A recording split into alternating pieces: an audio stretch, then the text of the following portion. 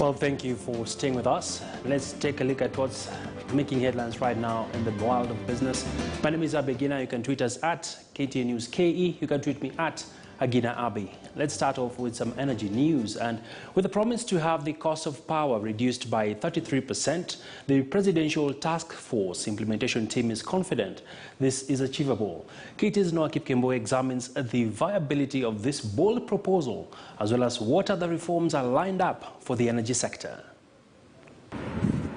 The journey to reduce the cost of power has begun with the implementation of the Presidential Task Force recommendations. Kenyans should expect what the President has promised them.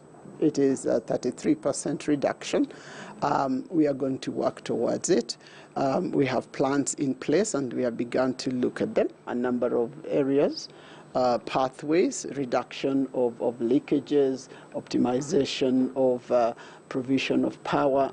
And so we are looking at the low-hanging fruits, which we believe are going to deliver a huge amount of reduction in the cost on the tariff. At the center of the reforms is the renegotiations of the contracts between the Kenya Power and Lighting Company and independent power producers. The renegotiation will take place in line with the contracts. And a contract is exactly that. It's an agreement between two parties. And the two parties must come together. First, to review what were the initial terms of these agreements. And secondly, what can we then moderate in these agreements that will lead us to the decision of a lowering of a tariff, of a variation in currency, of a variation in the terms that have been prescribed in the contracts, because it's a mutual agreement that is between parties. I don't know how many of you have seen any PPA. One of the things will be just to be frank and transparent. Why shouldn't we know the elements of a PPA? Why? Why shouldn't it be public knowledge? Why?